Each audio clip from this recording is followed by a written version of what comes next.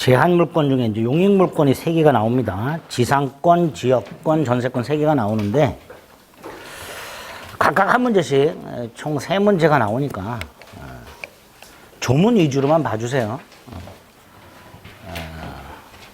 속된 말로 3문제 한 번으로 찍어도 하나는 맞춰요. 그렇게 생각하고 들으세요. 지상, 지역, 전세권을 완벽하게 다 맞추겠다. 이런 생각은 그냥 버리세요. 늘 말씀드리면 본인만 고통스럽습니다. 지상, 지역, 전세권 공히 조문만 기억하시면 특히 지역권 문제 하나만 맞춰도 돼요. 지역권은 거의 조문만 나오니까 그것만 해서 하나만 맞춰도 성공하는 겁니다. 특히 지상권 같은 건 판례로 있다가 몇 개 설명드릴 건데 머리 깨져요. 그러니까 그거 다 이해해서 머릿속에 늘 생각하지 마세요. 한 귀로 듣고 한 귀로 흘리시면 됩니다. 그럼 아예 하지 마라 이 자식아. 문제 풀이를 대비해서 그래도 한 번은 언급해 놔야 나중에 기억이 조금 더 나기 때문에 말씀드리는 거지. 오늘 다 숙지해라 그런 의미로 설명드린 거 아니니까 듣고 넘어가세요. 지상권은 타인 토지를 사용 수익하는 권리인데 목적이 딱 정해져 있습니다. 건물, 공작물, 수목을 소유하기 위해. 예를 들어 건물, 남의 땅에 건물 소유할 수 있죠? 그럴 때 지상권이 필요하다 그런 취지입니다. 특징은 타인 토지에 대한 권리인데 그 타인 토지는 일필토지 전부여도 되고 일부여도 됩니다. 일부. 건물, 공작물, 수목 이걸 지상물이라 하는데요. 그걸 소유할 목적이기 때문에 경작 목적 지상권 안 되죠. 건물, 공작물, 수목 소유 목적이지 경작 목적 지상권 안 됩니다. 세 번째로 지상물이 없어도 지상권은 성립하고 존속합니다. 갑소의 땅에 우리 그냥 지상권만 갖고 있어도 돼요. 건물 안 지어도 됩니다. 그래서 지상물이 없어도 지상권은 성립하고 존속합니다. 지료 지급도 유상일 수도 있고 무상일 수도 있습니다. 즉 지료 지급은 지상권의 요소가 아닙니다. 전세권은 반드시 전세금을 지급하도록 되어 있고요. 임대차는 반드시 차임을 지급하도록 되어 있으나 지상권은 반드시 지료를 지급하라 이런 건 없어요. 지료 지급은 지상권의 요소가 아닙니다. 담보 목적 지상권이 가능하죠. 법에는 없지만 판례가 인정하고 있죠.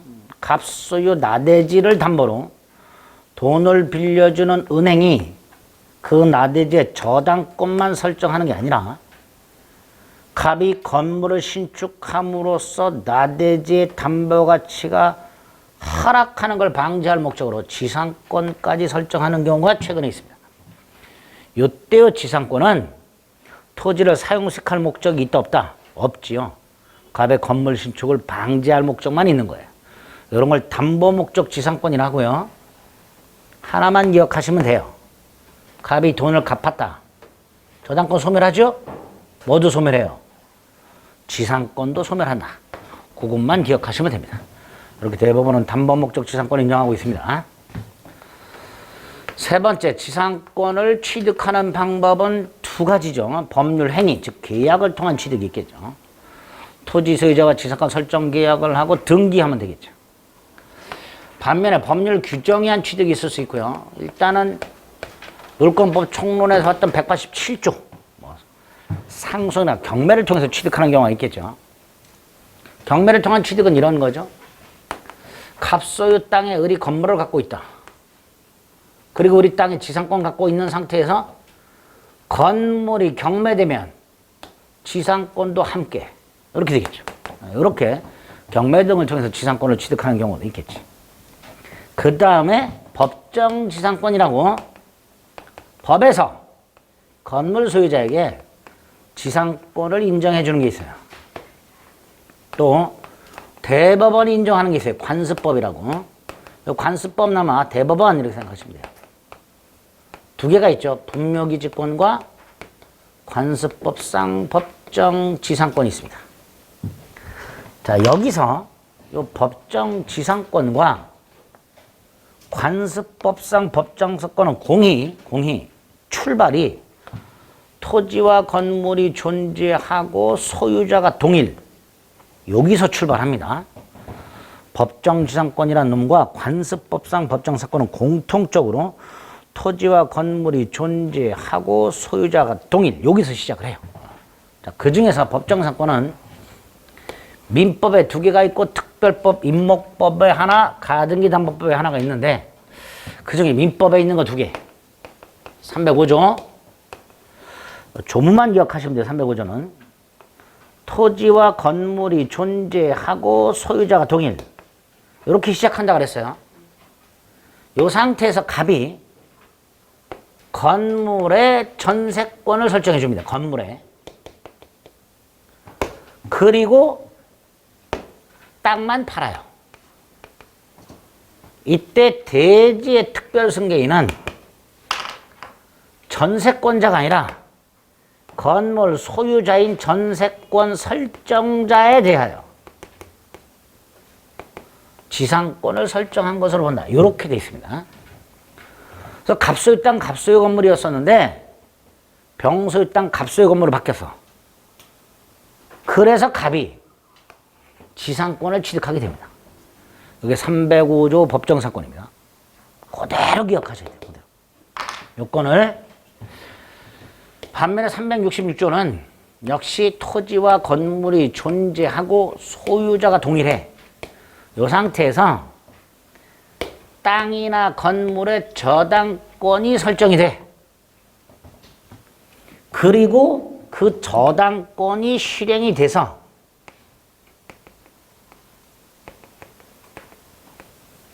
그 결과 토지와 건물의 소유자가 달라져. 요럴 때 건물 소유자가 법정사건을 취득하게 됩니다. 이게 366조 법정사건입니다. 366조 법정지상권이 성립되려면 일단 저당권이 설정될 당시 건물이 존재해야 되고 토지 소유자와 소유권이 동일해야 돼. 그게 366조 요건이에요. 그래서 요거는 판례가 몇 가지가 있는데 가장 기본이 되는 거 몇 개만 생각하고 넘어갑니다. 갑소유 나대지에 저당권이 먼저 설정이 되고 갑이 건물을 지은 경우 그 상태에서 저당권이 실행이 됨으로써 토지와 건물의 주제가 달라지더라도 법정사건은 인정되지 않지요. 그죠? 단 건물 없는 나대지에 저당권이 설정이 될 당시에 건물이 신축 중이었을 때는 나중에 완공된 건물을 위한 법정사건이 인정될 수 있다. 여기에 있습니다. 이게 첫 번째 판례입니다. 두 번째로 갑소유 땅, 갑소유 건물이 있고 역시 그 상태에서 토지의 저당권이 설정이 된 후에 건물이 철거되고 신축이 되고 나서 토지 저당권이 실행이 된 경우 요 신축한 건물에 의한 법정사건이 인정되는가? 그렇다. 왜? 저당권 설정 당시 건물이 있었고 소유자가 동일했잖냐. 그러니까 저 같은 경우에는 법정사건이 인정된다. 대법원에 의하면 저당권 설정 당시 그 건물이 계속 존속할 것, 이건 요건이 아니에요. 그러니까 저당권 설정 당시 건물이 있었다면 설령 그게 철거 신축되더라도 나중에 토지 저당권이 시행이 됐을 때 법정사건이 인정될 수 있다는 게 판례야. 물론 이때 법정사건의 범위는 구건물을 기준으로 범위를 결정하게 됩니다. 이게 두 번째. 그런데 갑소유 땅, 갑소유 건물이 있습니다. 저당권이 설정됐는데 땅에도 설정되고 건물에도 설정이 됐는데 이때 저당권자가 동일인, 즉 한 명의 채권자가 하나의 채권을 가지고 두 개를 담보로 잡은 경우 요거를 공동저당이라고 해요. 이렇게 토지와 건물의 공동저당권이 설정된 후에 왼쪽은 땅에만 저당권이 설정된 거고요. 요 경우에 건물이 철거되고 신축이 됐다. 그러면 을은 땅 저당권만 남았죠. 그래서 땅으로부터 채권을 전부 회수해야 돼요. 기존엔 땅 건물로부터 채권을 회수할 수 있었는데 건물이 철거되고 신축됨으로써 건물 저당권은 날아가 버리고 토지 저당권만 남았어. 결국 을은 토지로부터만 채권을 전부 회수해야 되니까 이 토지의 담보가치를 올려야 돼요. 그러면 나대지로 평가해야 돼. 그래서 땅이 경매되었다 하더라도, 그래서 토지와 건물의 소유가 달라졌다 하더라도 왼쪽과는 달리 법정사건을 인정해 주지 않습니다. 구별하셔야 돼요. 세 번째로,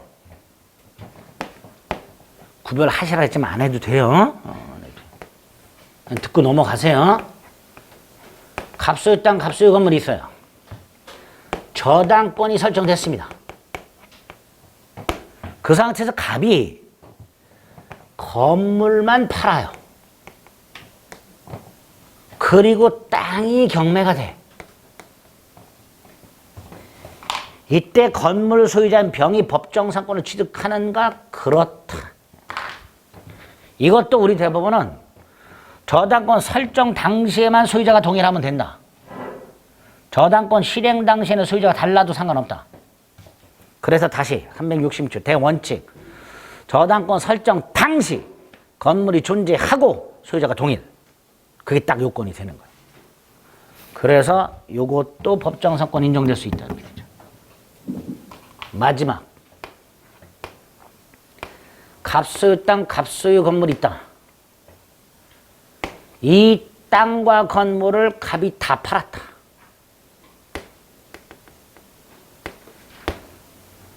대지와 함께 건물을 양도했다. 그런데 땅은 등기를 넘겨줬는데, 그 땅은 을소유가 됐는데 건물은 미등기인 관계로 아직 등기를 이전해 주지 못했다. 따라서 건물은 여전히 누구 소유다? 누구 소유다? 예? 누구 소유예요? 갑소유죠. 등기 이전 안 했으니까 아직.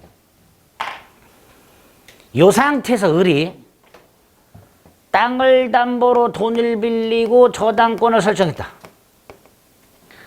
그리고 그 저당권이 실행이 돼서 토지가 정액에 경락이 됐다. 이때 갑이 법정상권을 취득하는가? 못한다. 왜 못하냐? 저당권 설정 당시 토지와 건물의 소유자가 다르다. 그죠? 그러니까 갑은 법정상권을 취득하지 못한다. 요렇게 됩니다. 예? 요렇게 한 4가지 정도 다 잊어버려도 되니까 듣고 넘어가세요. 눈을 부릅뜨고 이해하려고 하지 마세요. 괜히 이해하려고 하면 더 헷갈립니다. 어쨌든 저 지상권은 이렇게 법정상권 취득과 관해서 366조가 있다. 네 번째, 존속기간 및 갱신이 나온다. 존속기간은 두 종류가 있다 그랬습니다. 몇 년을 넘지 못한다 최장 존속기간과 몇 년보다 단축하지 못한다 최단 존속기간, 두 가지 유형이 있는데 쥐상권은 최장기간 규정이 없어서 대법원에 의할 때 영구무한의 지상권 설정도 가능하다. 반면에 최단은 따로 규정이 있다. 280조. 타인 소유 토지에 소유하고자 하는 지상물의 종류와 구조에 따라서 30년 이상, 15년 이상, 5년 이상으로 해라. 기간을 정할 때. 이거보다 단축하지 못한다. 만약에 요거보다 단축했다, 요거보다 짧게 정했다, 요만큼 연장한다. 그게 280조 1항과 2항이죠. 정확하게 이거 조문 암기하는 거예요. 또 당사자가 만약에 지상권의 존속기간을 정하지 않았다 하더라도 법에서 기간을 정해준다. 소유하고자 하는 지상물의 종류와 구조에 따라서 30년, 15년, 5년의 기간이 된다. 심지어 타인 소유 토지에서 소유하고자 하는 지상물의 종류와 구조조차 정하지 않아도 15년의 기간이 된다. 이렇게 기간을 정하지 않아도 법에서 기간을 정해주고 있다. 최단 기간. 계약의 갱신, 재계약을 말하죠. 세 가지 방법이 있다. 합의로 갱신하는 약정갱신과 묵시의 갱신이라고 법에서 정한 요건을 갖추면 갱신한 것으로 간주하는 법정갱신과 갱신의 간접적 강제수단이 있다. 심적 강제. 여기 세 가지 민법에는 재계약을 하는 방법이 세 가지 방법이 있는데 지상권, 약정갱신은 당연히 가능하다. 합의로 갱신하는 거니까. 법정갱신은 없다. 갱신의 간접적 강제가 마련이 됐다. 283조. 지상권이 소멸한 경우라고 되어 있는 조문이 우리 대법원은 지상권이 존속기간 만료로 소멸한 경우만 으로 한정하고 있다. 283조 자체는 지상권이 소멸한 경우라고 되어 있지만 우리 대법원은 그걸 제한적으로 해석해서 존속기간 만료로 소멸한 경우에만. 두 번째, 그 땅 위에 지상권자 소유의 지상물이 남아있더라. 그럴 때 지상권자는 갱신을 청구한다. 갱신합시다. 이렇게. 그런데 토지 소유자인 설정자가 갱신을 원하지 않는다. 갱신을 거절한다. 그러면 지상권자는 그러면 건물을 사라. 지상물 매수를 청구할 수 있고 요거는 거절 못한다. 무조건 사야 한다. 따라서 토지 소유자 입장에서 즉 지상권 설정자 입장에서 지상권이 존속기간 만료로 소멸하고 지상물이 현존한 상태에서 지상권자가 갱신 청구하면 심리적으로 부담을 느낀다. 그죠? 거절하자니 사야 되고 안 하자니 갱신해줘야 되고 이런 식으로. 이거를 갱신의 간접적 강제 또는 심리적 강제라 한다. 갱신 청구는 거절할 수 있으나 건물 사라 청구 이건 거절할 수 없다. 이걸 갱신의 간접적 강제라고 부릅니다. 다섯 번째, 지상권의 효력. 일단 가장 기본이 되는 효력이 4개가 있어요. 하나가 타인 토지 사용 수익권이죠. 이때 적극적으로 사용시키라 지상권자가. 임대차를 가면요. 임대인이 사용 수익할 수 있는 상태를 유지해 줘야 돼요. 하지만 용익물권자들은 스스로 사용 수익할 수 있는 상태를 유지해야 됩니다. 즉 용익물권을 설정해 준 사람들은 임대인과는 달리 현상 유지 수선 의무가 없어요. 용익물권 설정자들은 용익물권자가 물건 사용 수익하는 걸 방해만 안 하면 돼요. 이걸 소극적 인용 의무라고 합니다. 적극적 현상 유지 수선 의무가 없어요. 토지 소유자에게는. 그래서 지상권자 스스로 현상 유지를 해야 되기 때문에 지상권자가 필요비를 부담하게 됩니다. 그래서 임차인과는 달리 지상권자는 필요비 상환 청구권이 없어요. 첫 번째. 타인 토지를 사용하려면 점유해야 되니까 타인 토지 점유권 인정되고요. 상린관계 당연히 적용될 것이고요. 물권이니까 침해되면 물권적 청구권 인정이 됩니다. 소유권에 기초한 물권적 청구권인 213조와 14조를 준용하도록 하고 있습니다. 기본적인 효력이죠. 여기에 중요한 거 지상권 양도 등이 나옵니다. 양도 등이. 갑소유 땅에 지상권을 가지고 있는 을 당연히 요거는 물권으로서 재산권이기 때문에 얼마든지 양도할 수 있고요. 팔아먹을 수 있습니다. 지상권. 371조에 의하면 지상권을 담보로 돈을 빌리고 저당권 설정할 수 있도록 하고 있고요. 을은 이 땅을 임대할 수 있도록 하고 있으며 설정자인 토지 소유자 갑의 동의 따위는 필요가 없습니다. 이게 또 임대차와 다른 점이죠. 임대차에서는 임차인은 임대인의 동의 없이는 임차권을 양도하거나 목적물을 전대하지 못한다 이렇게 됩니다. 하지만 지상권은 달라요. 토지 소유자 동의 없이도 양도, 담보 제공, 토지 임대가 가능하며 나아가 각과 을 사이에 애초에 지상권 설정 계약을 하면서 양도 등을 금지하는 특약을 했다 하더라도 이 특약조차 무효다라는 게 판례예요. 그래서 지상권의 양도성은 절대적으로 보장이 된다 라는 게 판례입니다. 이렇게 만들어 놨어요. 판례도 이렇게 해석을 합니다. 그리고 을이 만약에 지상물을 소유하고 있다. 그럼 이 건물은 을 소유죠.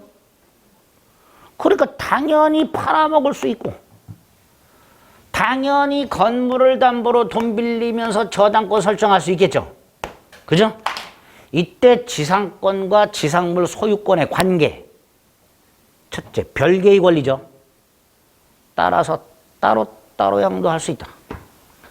지상권자는 지상권만 팔아먹을 수도 있고 지상물만 팔아먹을 수도 있다. 그래서 지상권자와 지상물 소유자가 반드시 일치해야 되는 것은 아니다. 단 지상물 소유권은 목적이고, 그죠? 소유하기 위하여, 그러니까 목적이고, 이건 수단이다. 한 놈이 두 개의 권리를 갖고 있는데 하나가 목적이고 하나가 권리인 경우 그 목적인 권리가 주된 권리고 수단인 권리가 종된 권리다. 그리고 우리 시험 범위는 아니지만 민법 100조에 의하면 종물은 주물의 처분에 따른다 라는 조문이 있고 그걸 권리로 확대를 한다. 어떻게? 종된 권리는 주된 권리의 처분에 따른다. 따라서 을이 지상물을 양도하면서 지상물, 건물을 양도하면서 지상물만 양도한다는 특별한 약정 하지 않는 한 지상권 양도가 포함된다. 지상물만 양도할 수 있다. 특약을 통해서.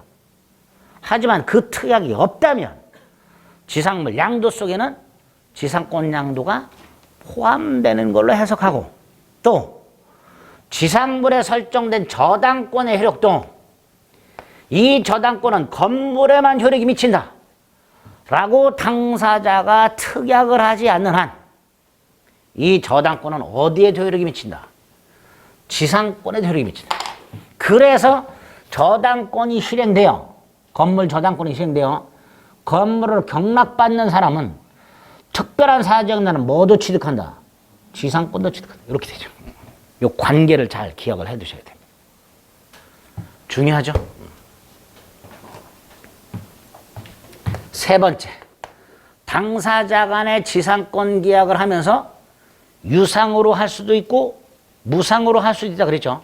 보통은 이제 유상으로 하겠지. 치료약정 할 수 있다 없다? 있다.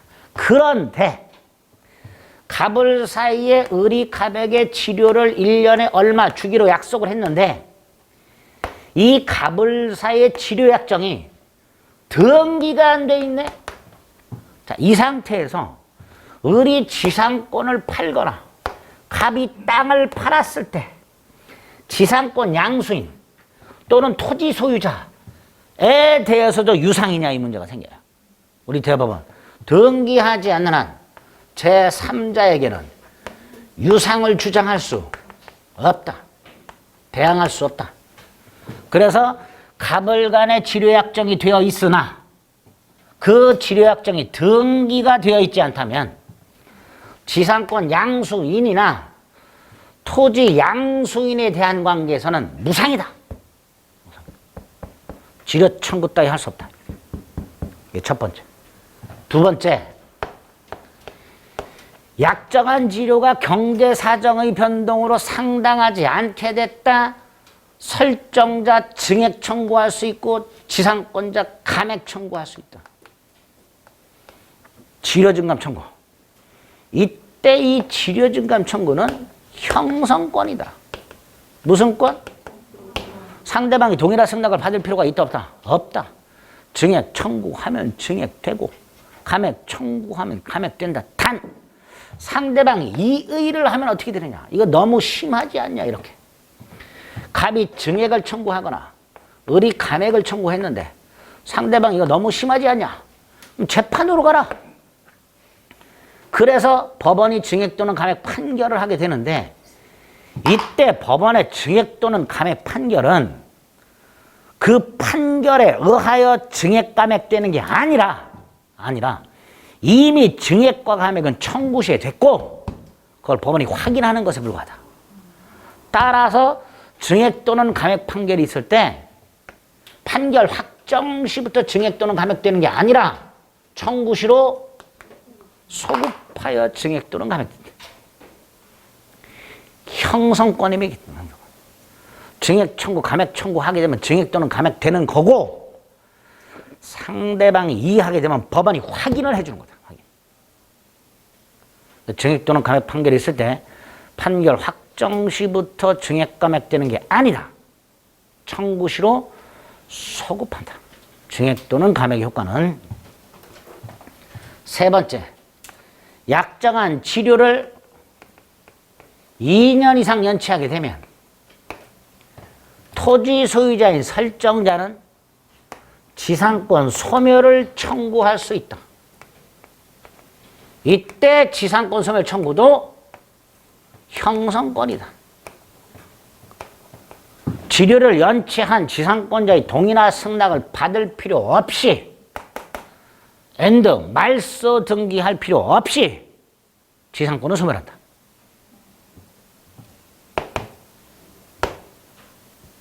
이때 2년은 연속 2년뿐만 아니라 통산 2년도 포함한다. 연속 2년, 통산 2년. 세 번째, 갑을 사이에 치료가 약정이 돼 있고 등기가 되었어. 그 상태에서 토지를 팔았어. 치료가 등기가 돼 있으니까 을은 병에게도 치료 지급해야 되겠죠. 그런데 을이 토지 소유권 양도 전회에 걸쳐서 2년 이상이 연체가 됐다. 합산해서. 갑에게도 1년, 병에게도 1년. 이때 병이 지상권 소멸을 청구할 수 있는가? 안 된다. 양수인에 대한 관계에서 2년 이상이 연체가 되어야 소멸을 청구할 수 있다. 이때 을의 치료 연체는 합산하지 않는다.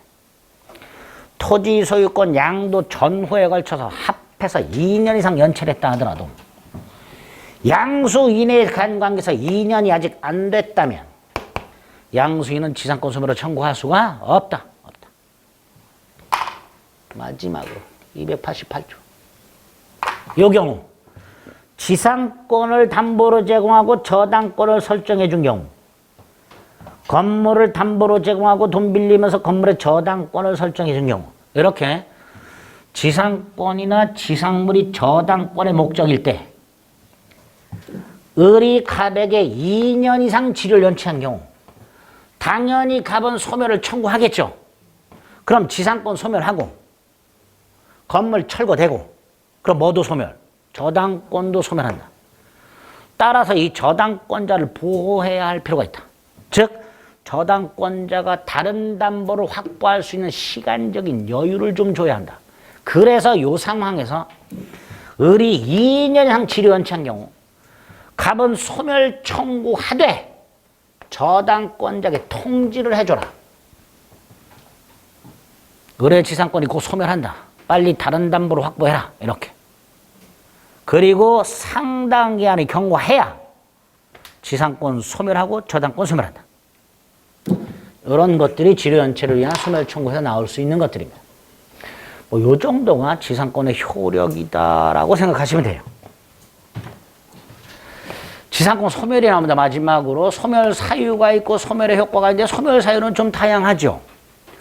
존속기간 만료로 소멸, 지상권 포기, 지상권자가 지상권을 20년간 행사하지 않아 소멸시효에 의해서 소멸 등등등 있을 수 있는데 지상권 특유의 소멸 사유가 하나 있죠. 2년 지료 연체를 이유로 하는 지상권 소멸 청구에 의한 소멸.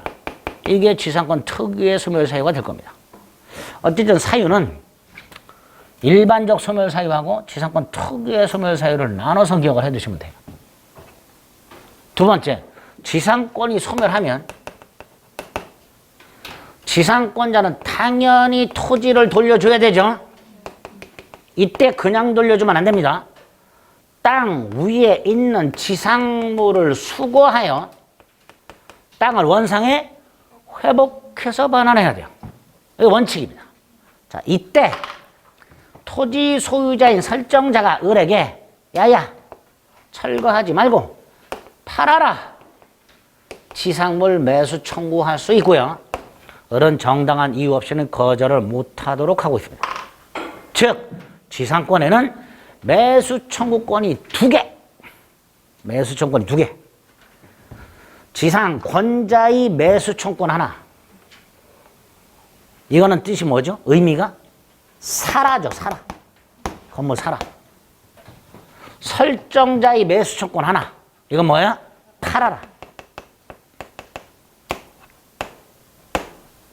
또 사라는 딱 지상권이 존속기한 만료로 소멸한 경우에만, 갱신 청구 거절당했을 때만 딱 요 경우에만 사라 할 수 있는 반면에 설정자가 팔아라, 요거는 소멸 사유가 무엇인지를 묻지 않습니다. 다르죠. 다만 둘 다 무슨 권? 형성권. 사라 그러면 사야 되고 팔아라 그러면 팔아야 되고. 또 하나 지상권자는 필요비 상한 청구는 없다고 그랬죠? 계량 유익비 상한은 청구할 수 있습니다.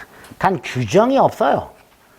토지 임차인의 유익비 상한 청구를 유추 적용해서 유익비 상한을 청구할 수 있다 라고 해석을 합니다. 뭐 여기까지가 지상권의 기본적인 내용들이고요. 요 법정상권 판례를 뺀 나머지 숙지해 주시면 됩니다. 법정상권 판례를 뺀 나머지 조문 위주로. 그리고 특수지상권이 마지막으로 3개가 남아요.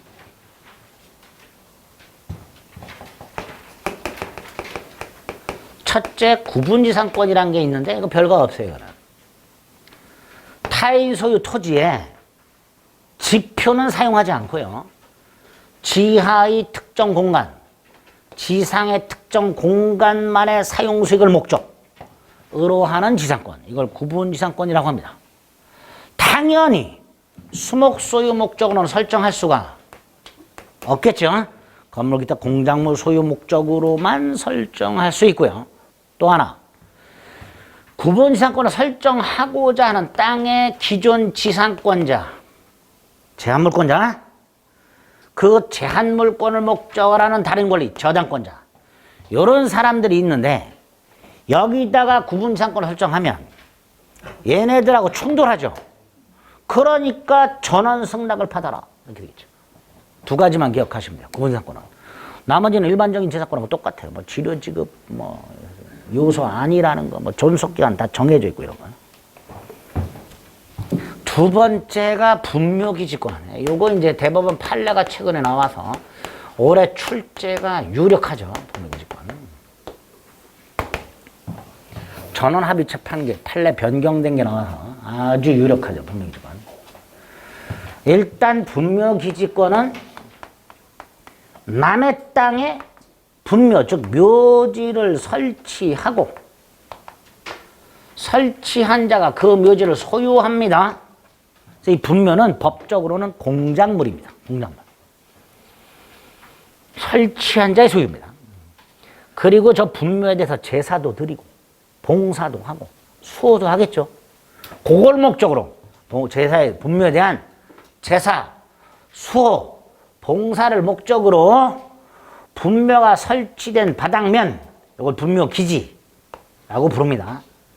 앤드 주위의 빈 땅, 공지를 사용 수익할 수 있는 대법원이 인정하는 관습법적으로 인정되는 지상권 유사의 물권, 이걸 분묘 기지권이랍니다.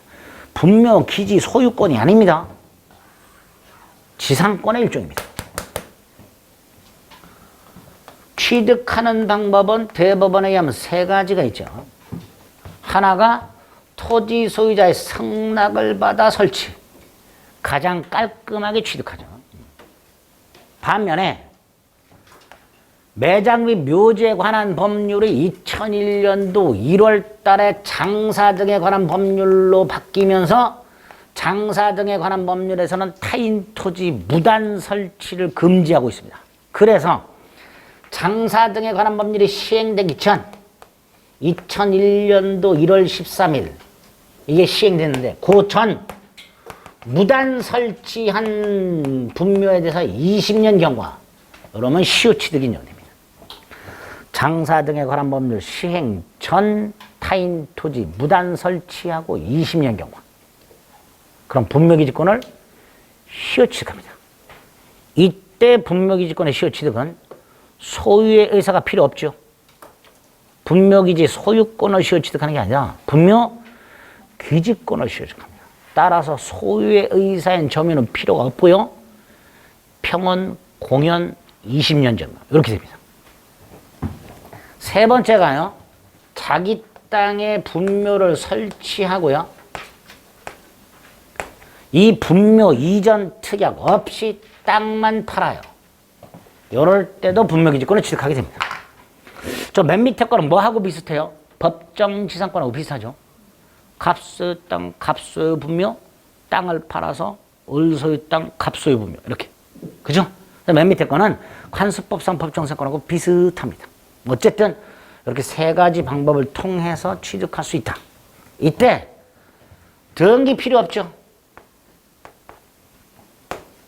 취득 방법 세 가지. 등기 필요 없다. 등기 필요 없는 게 아니라 등기 불가. 그럼 이 분묘기지권은 뭘로 공시하냐? 봉분 갖고 공시합니다. 봉분. 봉분의 형태로 공시한다는 게 판례예요. 따라서 평장, 암장, 자연장, 수목장, 분묘기지권 인정되지 않습니다. 또 제사소 봉사를 목적으로 하죠. 그러니까 유골이 안치되어 있지 아니한 가묘, 걷다가 제사 드리고 할까? 안 하겠지. 그러니까 가묘의 경우에도 분묘기지권을 인정할 수가 없다. 이렇게 되죠. 평장, 암장, 자연장, 수목장, 가묘. 분묘기지권 인정 안 된다.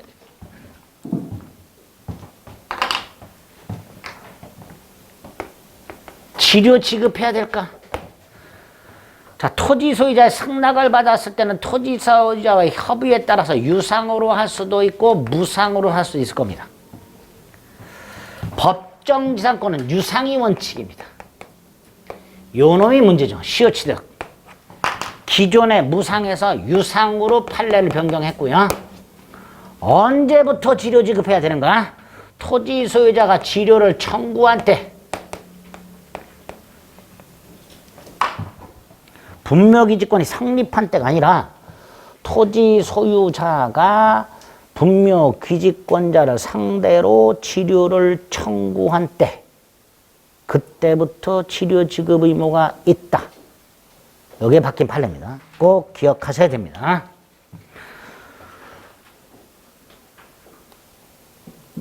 이게 치료고요. 네 번째, 누가 취득하는가? 원칙이 종손.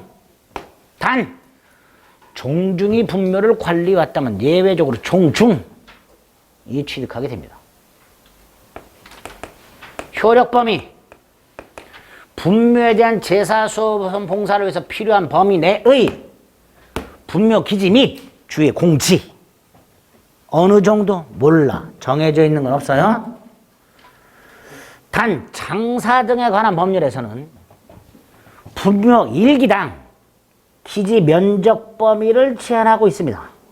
그런데 분묘기지권 주의 공지까지죠. 그러니까 당연히 분묘기지권의 효력의 범위가 장사 등에 관한 법률에서 정해진 분묘 일기당 분묘기지 면적 범위 내로 제한되지 않는다. 이렇게 되겠죠. 그보다 더 넓다. 이렇게 되겠죠. 두 번째, 그 분묘기지권의 효력이 미치는 범위 내 반달 모양의 언덕이 있네 사성. 여기에까지 분묘기지권의 효력이 당연히 미치는 거 아니다. 분묘기지권의 효력이 미치는 범위 내에서 새로운 묘지를 쌍분으로 신설하든 기존 묘와 합장하여 단분으로 신설하든 신설할 수 없다. 분묘기지권의 효력이 미치는 범위 내에서 햇볕이 잘 드는 곳으로 이전도 인정되지 않는다. 판례죠. 범위와 관련해서. 여섯 번째, 존속기간.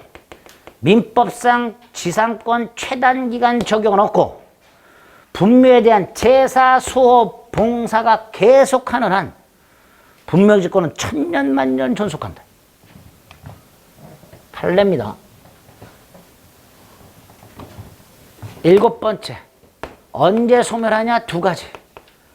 봉분이 멸실된 경우와 분묘기지권을 포기한 경우.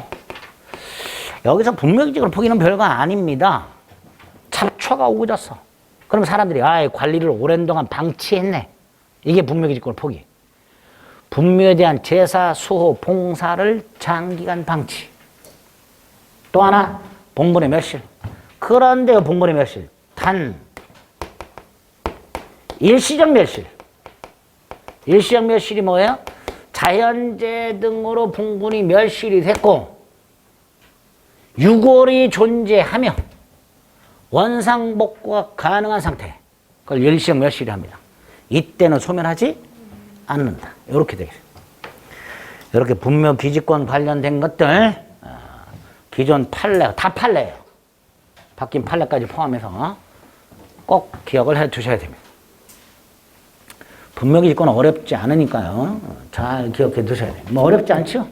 그죠? 다 판례고 대부분 상식선에서 해결이 가능한 것들. 그 다음에 또다시 한 귀로 듣고 한 귀로 흘려야 될 관습법상 법정사건이 나왔습니다. 대법원이 인정하고 있는데요. 의, 요건, 효과를 한꺼번에 생각을 해봅니다. 토지와 건물이 존재하고 소유자가 동일. 이 상태에서 매매 등을 원인으로 하여 매매 등. 정확하게 말하면 원인 불문, 이유 불문. 토지와 건물의 소유자가 달라졌어. 뭐 땅만 증여했다. 건물만 강제 경매됐다. 뭐 등등등 이렇게. 그래서 토지와 건물의 소유가 달라졌는데 그 토지 소유자와 건물 소유자 사이에 관습법상 법정 지상권을 배제하는 특약이 없어. 이럴 때 건물 소유자가 취득하는 대법원이 인정하는 지상권이 관습법상 법정상권입니다. 첫째, 아까 305조 법정상권이나 366조 법정상권은 강행 규정이에요. 따라서 305조나 366조 법정상권을 배제하는 특약은 무효입니다. 무효. 하지만 관습법상 법정상권을 배제하는 특약은 얼마든지 할 수 있고요. 그 특약이 없어야만 관습법상 법정상권이 인정이 됩니다.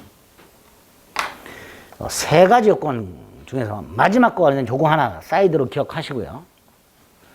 그 다음에 각 요건과 관해서 첫째, 토지와 건물의 소유자가 동일해야 된다 그랬죠. 원시적으로 동일할 필요가 없다. 원시적으로 동일하다는 건 처음부터 동일하다는 걸 말하는데 그럴 필요가 없다. 즉, 갑소유 땅에 을이 건물을 갖고 있었어요. 그 건물을 갑에게 팔았어. 같아졌죠? 다시 갑이 병한테 팔았어. 법정사건 인정될 수 있다. 토지와 건물이 처음부터 동일할 필요가 없다. 그럼 언제 동일해야 되나? 매매 등 요 처분 사유가 있을 때만 동일하면 된다. 갑이 병에게 건물을 팔 때 그때만 동일하면 된다. 처음부터 동일할 필요가 없다. 이런 뜻입니다. 단. 매매 등 처분 사유가 있을 때 동일하면 되는데 단. 이 땅이나 건물에 압류가 됐거나 압류보다 먼저 감류가 될 수가 있어요. 감류가 되어 있거나 요거보다 먼저 저당권 따위가 설정이 됐다면 각각 압류된 때 동일했는가? 소유자가 감류된 때 동일했는가? 저당권이 설정된 때 동일했는가 여부를 가지고 법정상권 성립 여부를 판단하게 됩니다. 원래는 매매 등 처분 사유가 있을 때 동일하면 되는데 단 요런 게 되어 있을 때는 요때 동일해야 됩니다. 요때. 동일하기만 하면 이 건물은 무허가 건물이어도 법정상권 인정되고 미등기 건물이어도 법정상권 인정될 수 있습니다. 두 번째, 매매 등을 이유로 달라져야 되는데 여기서 조심하실 거. 환매권 행사를 통해서 달라진 경우 하고요. 환지 처분을 통해서 달라진 경우. 이때는 법정상권 인정되지 않습니다.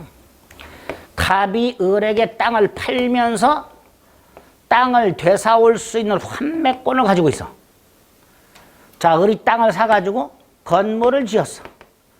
을 소유 땅, 을 소유 건물인 상태에서 갑이 환매권 행사에서 토지 소유권을 되찾아가면 갑 소유 땅, 을 소유 건물이 돼. 이때 관습상 법정상권 인정해주지 않습니다. 또 환지처분, 갑 소유 땅, 갑 소유 건물, 을 소유 땅, 을 소유 건물인 상태에서 공법상 환지처분이 있었어. 그래서 을 소유 땅, 갑 소유 건물, 갑 소유 땅, 을 소유 건물로 바뀌었어. 이럴 때도 법정상권을 인정해주지 않습니다. 환매권 행사 환지처분. 마지막으로 요 관습법상 법상권을 배제하는 특약이 없어야 되는데 요 특약에 해당되는 게 두 개. 건물 철거 특약과 토지 임대차 계약. 이 포기 특약이에요. 따라서 건물 철거 특약이라든가 토지 임대차 계약이 있으면 법정상권 인정하지 않습니다. 이 정도가 일단 기본이고요. 네 번째, 관습법상 법정상권은 등기 없이 취득하죠. 등기 없이 취득. 존속기간은 지상물의 존유와 구조에 따라서 30년, 15년, 5년으로 정해지고요. 유상입니다. 유상. 법정상권이든 관습법상 법정상권이든 지료를 지급하라. 그런데 여기서 조심해야 될 게 있죠. 법정상권이나 관습법상 법정상권이 성립이 되면 유상이니까 일단 치료 지급 의무가 생기는데 다만 얼마를 지급할지는 아직 정해져 있지 않죠. 그죠? 그래서 법정상권이 성립이 된 후에 토지 소유자와 건물 소유자가 만나가지고 치료액을 협의로 결정하거나 협의가 안 되면 법원에 재판을 신청해서 법원이 결정을 하게 됩니다.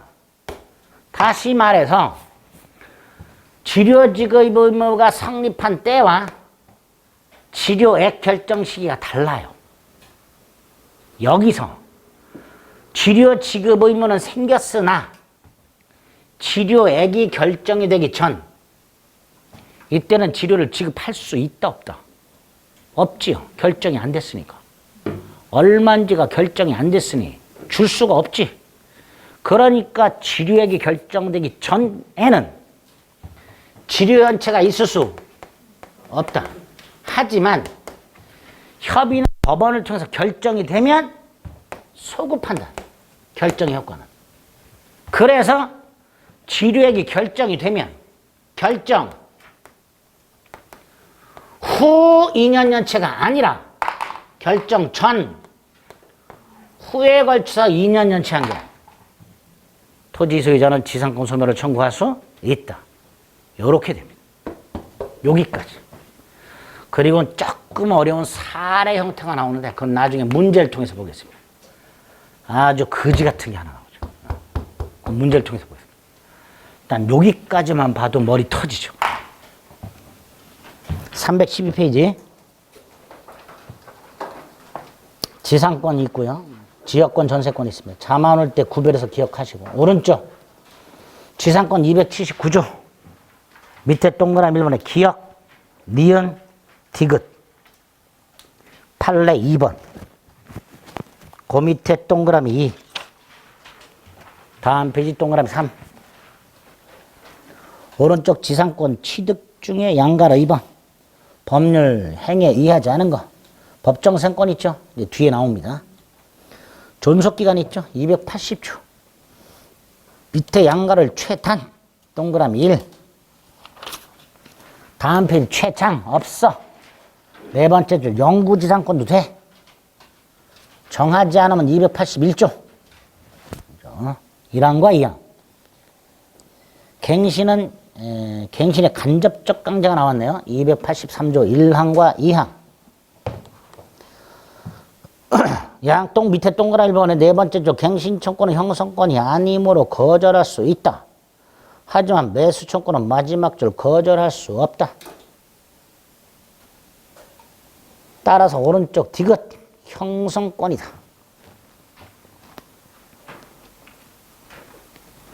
당연히 판례. 지상권 존속기간 만료의 경우에 갱신 청구, 매수 청구할 수 있으니 지려 연체를 이유로 소멸 청구에 의하 소멸한 경우에는 갱신 청구도 불가, 지상물 매수 청구도 불가. 이게 되겠죠.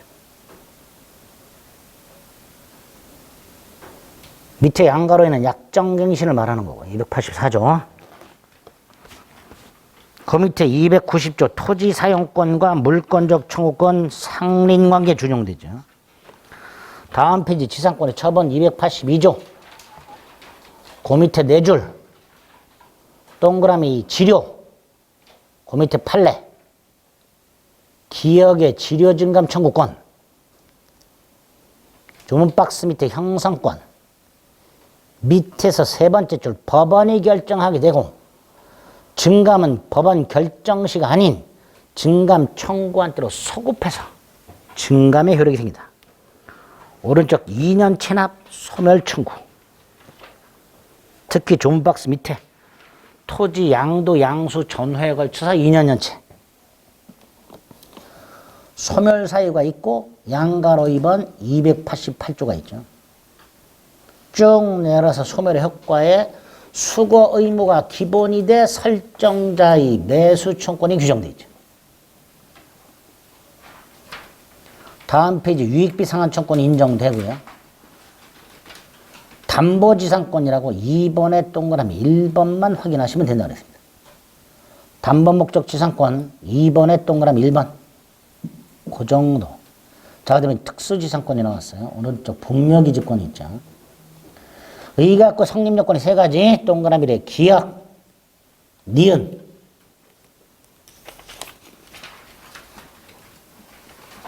다음 페이지 디귿. 주체 원칙 종손.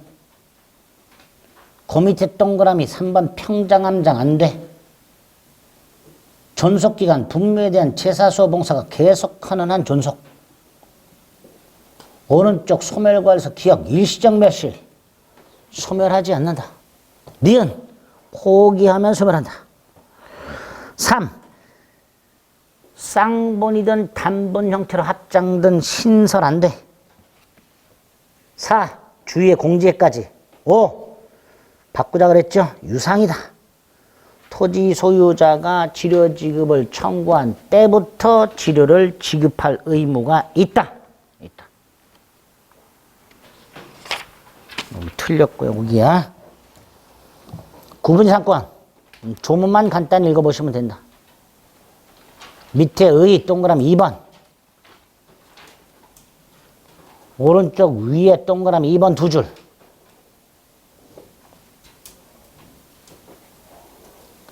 그 다음에 이제 법정사건이 쭉 나오죠. 공통요건이 쭉 나온다. 아까 말씀드린 토지와 건물의 소유자가 갖다가 달라지는 게 공통요건이에요.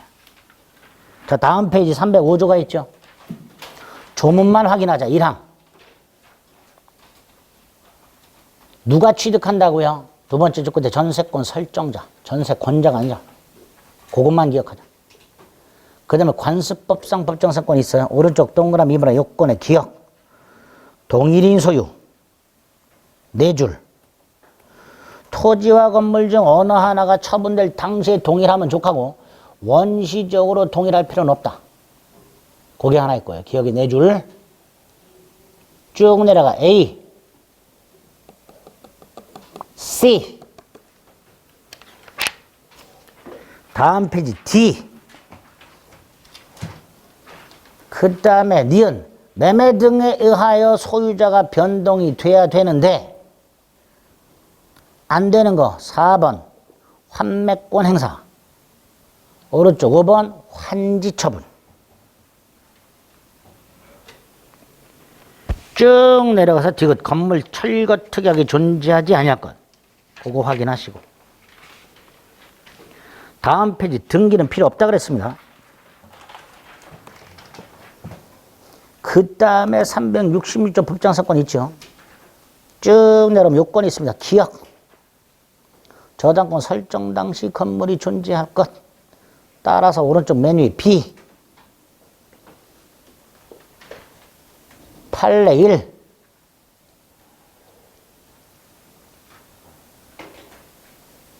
쭉 내려서 4번. 저당권 설정 당시 신축. 다음 페이지 5번.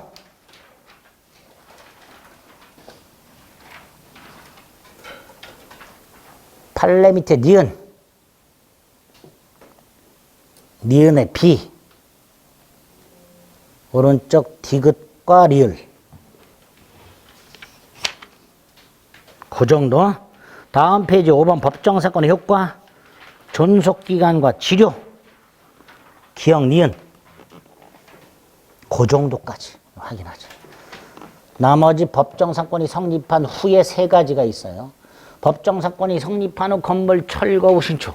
법정사건이 성립한 후 토지 소유자의 변동. 법정사건이 성립한 후 건물의 양도. 3가지 경우의 수가 나옵니다. 근데 그거 지금 봤다가는 머리 지진납니다. 7, 8월 때는 문제할 때 한 문제 정도 나올 거예요. 그거 찍어가지고 설명을 따로 드리겠습니다. 됐지요? 이 정도. 다 잊어도 돼. 한 문제 나와. 스트레스 받지 말자. 네? 좀 쉬었다 지역권 보겠습니다.